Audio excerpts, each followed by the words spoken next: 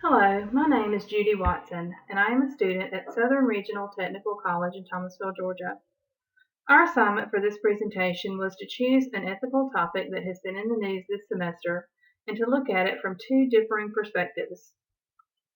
I chose the topic of same-sex marriage because of its conflicting roles in my life. I work in human resources and therefore must abide by the law, but on a personal level and as a Christian, I am against same-sex marriage.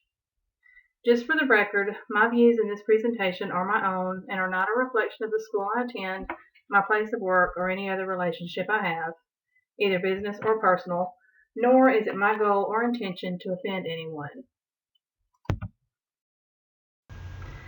In this presentation, we will look at the normative theories for determining right from wrong, including consequentialist theories and non-consequentialist theories.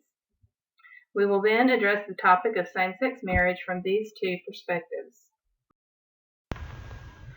According to our textbook, the definition of a consequentialist theory is that the moral rightness of an action is determined solely by its results. If someone does something that is helpful to someone else, a consequentialist would believe that act to be right. However, if someone does something that harms someone else, a consequentialist would consider that act to be wrong. There are two types of consequentialist theories: egoism, which is a consequentialist view that equates morality with self-interest. From this view, an act is morally right if and only if the person's best interests are promoted. Utilitarianism, which is a consequentialist view that we should always act in a way to produce the greatest good for everyone affected by the act in question. The greatest amount of happiness determines whether an act is right or wrong.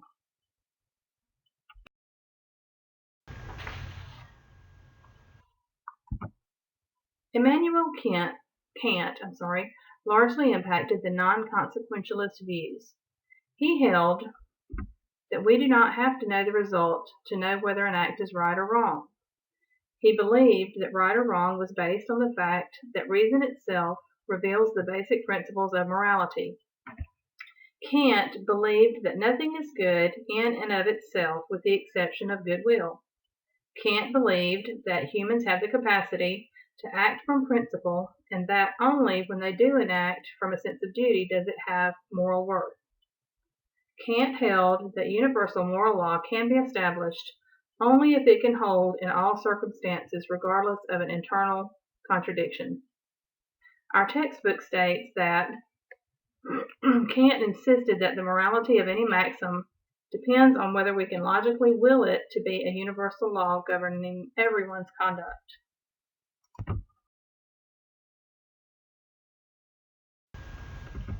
Now let's take a look at how these theories apply to the topic of same-sex marriage versus traditional biblical marriage between a man and a woman. Again, a consequentialist believes that the moral rightness of an action is determined solely by its results.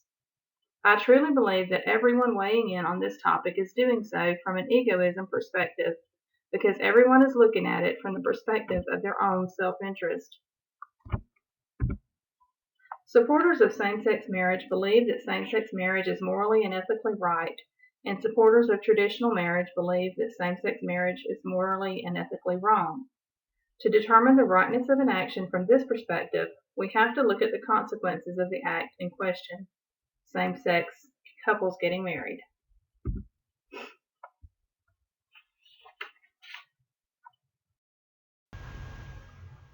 Supporters of same-sex marriage believe there are no ill effects for themselves or others resulting from their actions. They do not acknowledge the abundance of sexually transmitted disease, especially between gay men. They do not see any harmful effects raising children in homes with two same-sex parents, even though they are unable to procreate without intervention from outside sources. Based on these beliefs, supporters see the consequences of their actions as morally and ethically right.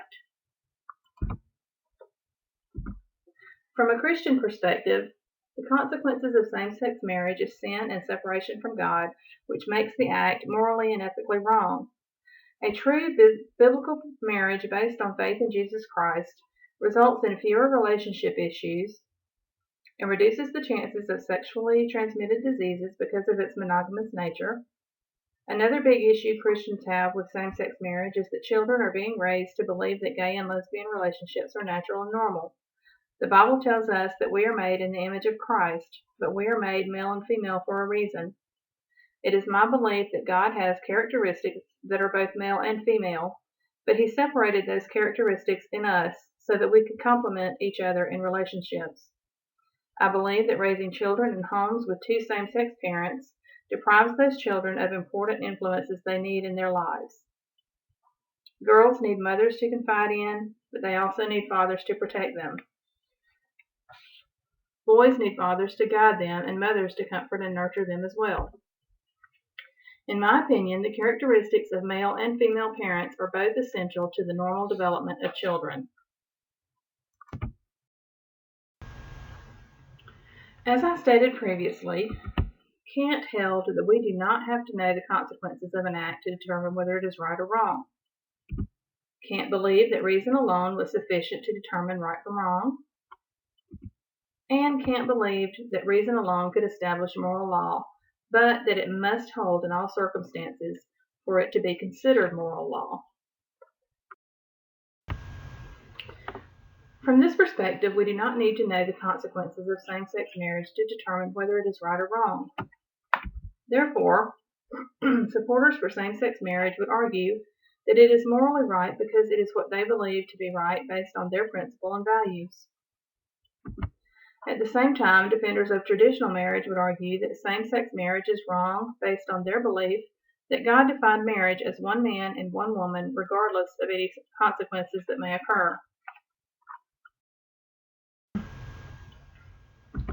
Kant held that reason alone can determine right from wrong. Each side of this debate has a separate set of principles and values.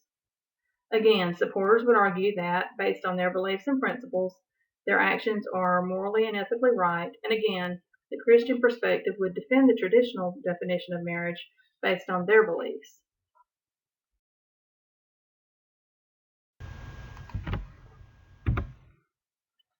Kant held that an action must be accepted universally and be free from any internal contradiction for it to become moral law. It is my opinion that the issue of same-sex marriage versus traditional marriage is far from universal acceptance because of the conflict caused by the decision of the Supreme Court on June 26, 2015, legalizing same-sex marriage. Throughout history, marriage has been between one man and one woman, and it was universally accepted. Now, although it is legal, same-sex marriage is not universally accepted, and therefore, from Kant's perspective, cannot become moral law, and this, in my opinion, argues that same-sex marriage is morally and ethically wrong.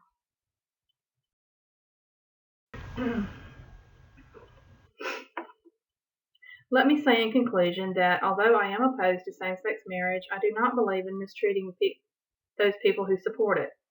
Excuse me. The Bible in John 15:12 tells Christians, "This is my commandment, that you love one another as I have loved you." Christians are called to spread the gospel of Jesus Christ, but they are not called to judge those living in sin. My advice is to pray for those who are on your heart, talk to people when the opportunity arises, but do not shame and alienate anyone.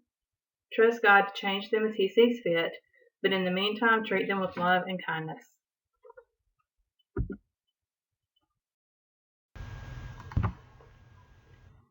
On the other hand, I do not believe that gay and lesbian couples should force defenders of traditional marriage to participate in their views either. For example, if gays and lesbians do not support the Christian view of marriage, why insist on being married in a church? And why insist on a Christian pastor performing the ceremony? If you don't support the Christian view of marriage, just keep the conflict down by going to another venue, or get someone who supports your decision to make your wedding cake, provide photography services and flowers for your wedding, etc. Thank you for watching.